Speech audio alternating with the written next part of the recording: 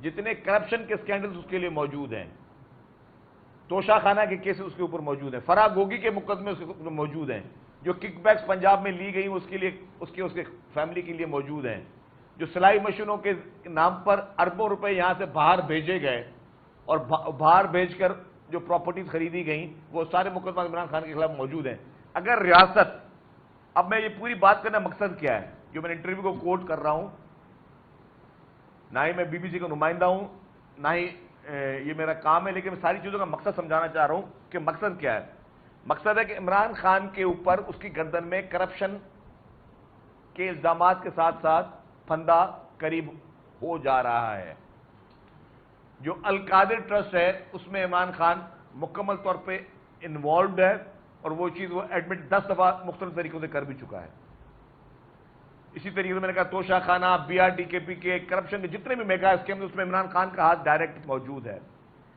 اب اس نے یہ بنایا ہے پورا نیریٹو کے، کیونکہ میرے خلاف کرپشن کے جو نیریٹو وہ مضبوط ہوتا جا رہا ہے، تو میں یہ شو کروں کہ میں جو ہے میرے اوپر کرپشن الزامات نہیں، میں ریاست سے لڑ رہا ہوں، میں اسٹیبلشمنٹ سے لڑ رہا ہوں، میں حکومت سے لڑ رہا ہوں، میں پیپلز پارٹی سے لڑ رہا ہوں، میں پی ایم ایل این سے لڑ رہا ہوں، اس لیے میرے خلاف کارروائی ہو رہی ہے۔ جو ایکچوئل وجہ ہے کارروائی کی، جس کی وجہ سے سارا یہ تماشے ہوئے، وہ اس کے اوپر کرپشن کے سکیم سے۔ عمران خان کو جب اریسٹ کیا گیا تو کس کیس میں اریسٹ کیا گیا؟ وہ کسی دنگے فساد میں اریسٹ نہیں کیا گیا تھا۔ عمران خان کو اریسٹ کیا گیا تھا القادر ٹرسٹ میں، نیب نے اس کو اریسٹ کیا، نیب نے اس کو گرفتار کیا، کرپشن پہ، چوری پہ، پاکستان کی عوام کے جو پیسے اس پہ ڈاکے مارنے پہ عمران خان کو اریسٹ کیا گیا، پاکستان کی عوام کو دھوکہ دینے پہ اس کو اریسٹ کیا گیا، کہ جو پیسے گورنمنٹ کی کٹی پہ نیشنل کرائم ایجنسی نے بھیجے تھے اس کو عمران خان نے غلط جگہ پہ بھیجے، اپنے ذاتی مفاد کی خاطر، اپنے فائنینشیل بینیفٹس کے خاطر، اپنے فائنینشیل انلیگل گینز کے خاطر عمران خان نے وہ استعمال کیے سارے پیسے، تو اس پہ عمران خان کو گرفتار کیا گیا۔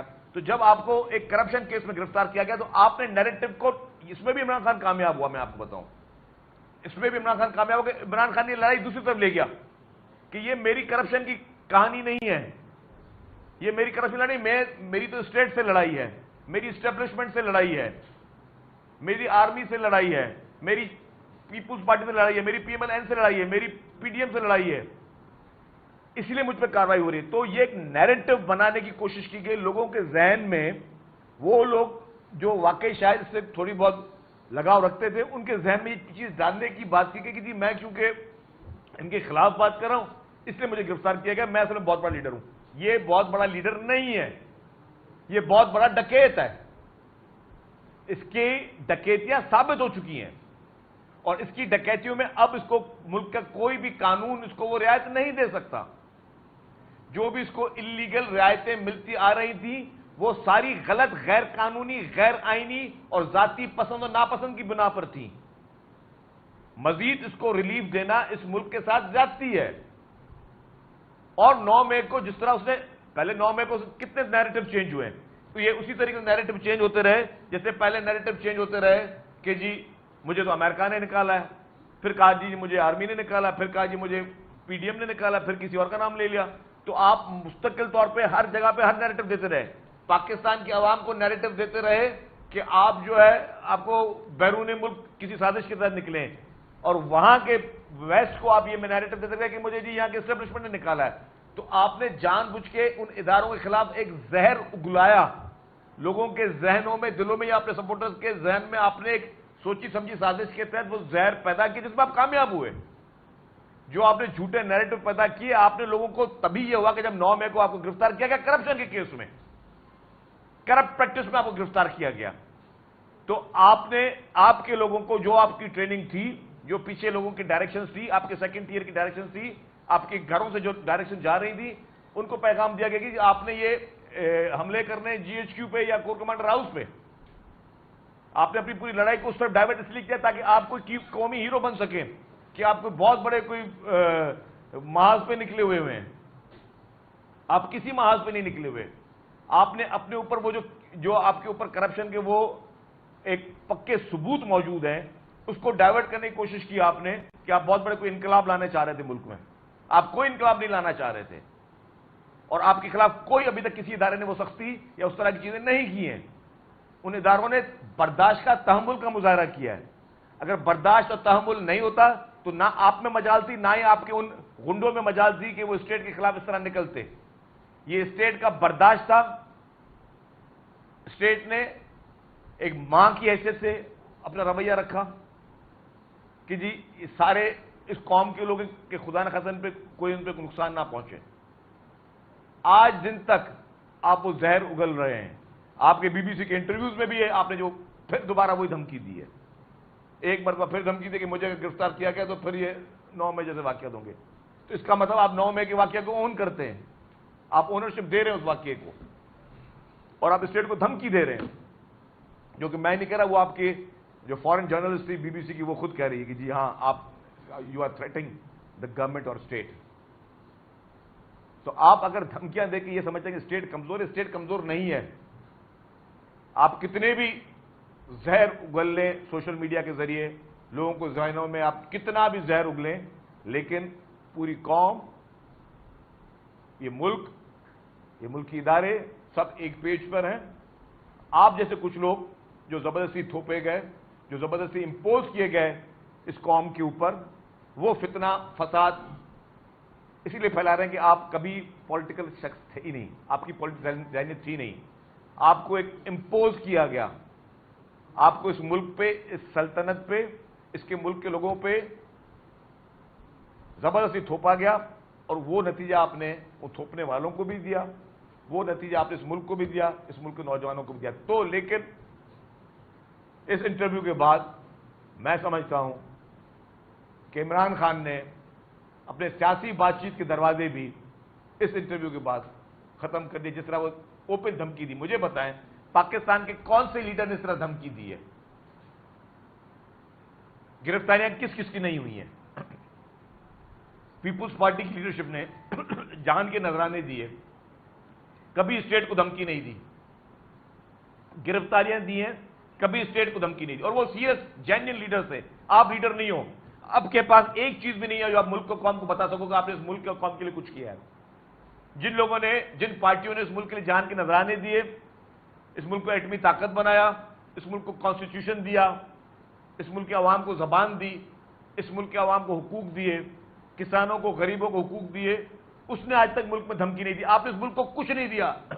آپ نے صرف اس ملک کو ہر طریقے سے لوٹا ہے، ملک کے ساتھ فراڈ کیا ہے، ملک کی عوام کے ساتھ میں فراڈ کیا ہے. اور آج آپ اس ملک کی عوام کو، اس ملک کو دھمکی دے رہے ہیں. یہ دھمکی آپ گورنمنٹ کو نہیں دے رہے، یہ دھمکی آپ اس سلطنت کو دے رہے ہیں، اس ملک کو دھمکی دے رہے ہیں. ملک کو آپ آنکھیں دکھانے کی کوشش کر رہے ہیں، اور ملک اتنا نہ کمزور ہے، نہ ملک کی حکومتیں اتنی کمزور ہیں کہ آپ کی اس گیدڑ بھپکیوں میں آئیں. اچھا جلدی صاحب یہ بتا دیں، اب عمران خان پر اور پی ٹی آئی پر پابندی کی جو 6 گولیاں چل رہی تھی، تو کیا اس پر عمل درآمد ہونے جا رہا ہے؟ اور اس انٹرویو میں جب اعتراف کر رہا ہے اگلا لیڈر، تو اب کس ثبوت کا انتظار ہے آپ کو؟ دیکھیں، اب تو یہ فیصلہ ڈیفینیٹلی اس انٹرویو کے کانٹیکس کے بعد تو فیڈرل گورنمنٹ نے کرنا ہے، انٹیریئر منسٹری نے کرنا ہے کہ اس ایڈمیشن کے بعد میں سمجھتا ہوں کہ عمران خان کی جتنے بھی مقدمات میں، خاص طور ATA مقدمات میں ضمانتیں ہیں، اس کو چیلنج کرنا چاہیے. یہ ایک ایڈمیشن ہے، ایک شخص مان رہا ہے کہ جی ہاں میں ان کی ریڈ لائن ہوں، اگر مجھے دوبارہ کسی نے اس طرح کیا تو میں پھر ویسا ہی ریئیکشن ہوگا. تو ایک شخص اگر اتنی وہ کھلے عام دھمکیاں دے رہا ہے اسٹیٹ کو، دنیا کے کون، یہ تو پابلو اسکوبار ہے، یہ تو بہت ہی بڑا کوئی، میں کہوں گا کہ ہٹلر بننے کی کوشش کر رہا ہے.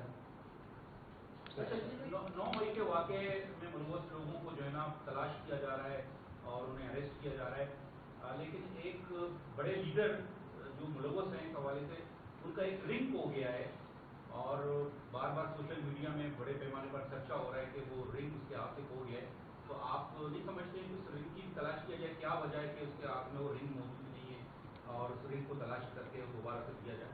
کیا مجھے نہیں پتا کہاں گئی انگلی اور کہاں گئی انگوٹھی.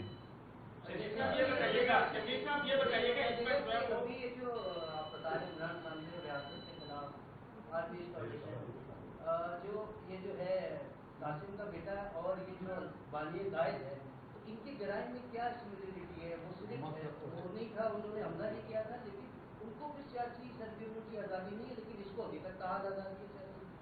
भाई वो तो सब ने कहा, हमारे लीडर ने भी कहा कि बहुत बड़ा फर्क है अभी तक जो महसूस हो रहा है कि जो इमरान खान ने किया है ये शायद अगर किसी और जगह से होता तो कब का केस की फाइल बंद हो चुकी होती, कब का ये जेल में बैठा होता, कब को सजा लग चुकी होती। लेकिन देखें ना, इसकी इमरान खान की हिमायत में मखसूस टोला जो है जो फैसले देता है वो भी मैदान में कूदा हुआ है। वो ये हकीकत नहीं देख रहे? क्या उनको नजर नहीं आ रहा कि मुल्क में क्या हो रहा है? क्या उनको नजर नहीं आ रहा कि मुल्क में क्या इस तरीके से किया जा सकता है? क्या पाकिस्तान में इस चीज की इजाजत है कि आप रियासत को धमकियां दे रहे हैं? मतलब ये तो एक, मतलब इसके बाद रियासत क्या करे? रियासत को आप मजबूर कर रहे हैं कि रियासत कुछ करे आपके साथ। शहीद साहब मेरा सवाल ये है कि फवाद चौधरी ने पीपल्स पार्टी की क़यादत पर गलीज़ इल्ज़ामात लगाए। आपके ही एक मुशीर है वो कह रहा है कि फवाद चौधरी जो है पीपल्स पार्टी का जियाला है, अगर वापस आना चाहता है तो हमें कबूल करेंगे, ये मंजूर को सामने बुलाए। क्या इस सूरत में फवाद चौधरी आपके काबिल कबूल होगा? जी मुझे नहीं पता जी, और पार्टी लीडरशिप डिसाइड करेगी।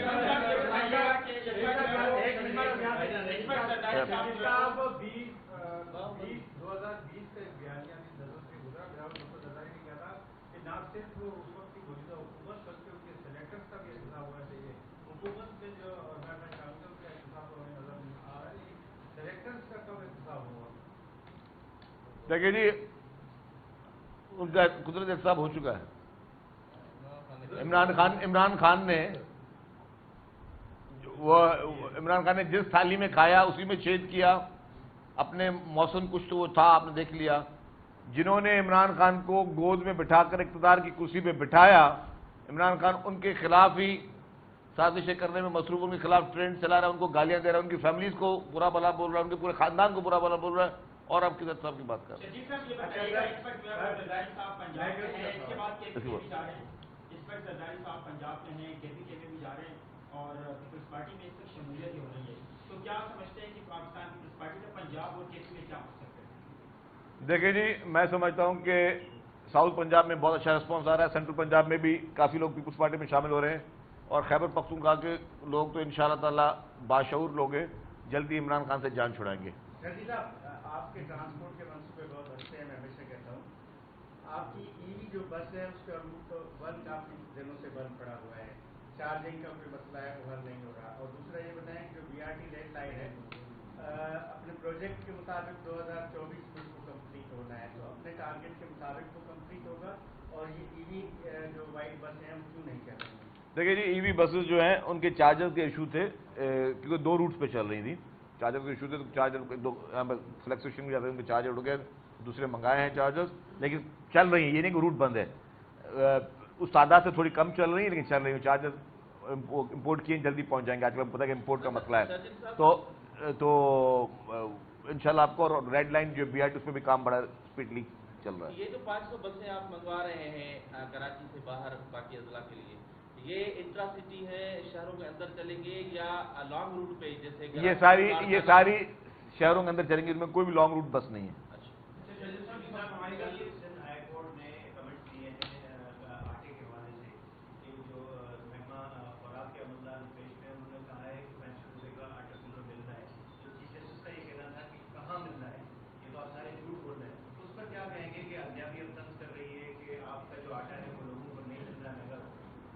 देखिए जी, पूरा एक पैकेज था रमज़ान में, हमने कभी भी नहीं कहा कि 65 रुपये आटा मिल रहा है। पूरे रमज़ान में एक पैकेज था जिसमें हुकूमत ने सब्सिडी दी, और जो भी BISP के उसमें एम्बेट में लोग आते थे, 2-2 हज़ार रुपये पर फैमिली को सिंध गवर्नमेंट ने पे किए, जो कि 78 लाख लोगों को, खानदानों को मिले हैं। तो डेफिनेटली उस वक्त था। अब रेट इन्फ्लेशन तो है, रेट ज़्यादा है।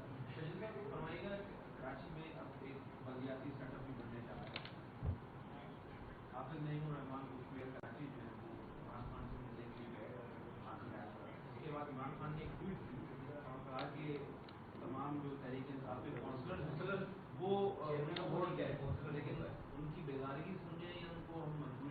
یہ بڑی مزیدار آپ نے بات کی. وہ حافظ نعیم صاحب جماعتی پہنچ گئے عمران نیازی کے پاس یا میں سپورٹ کروں.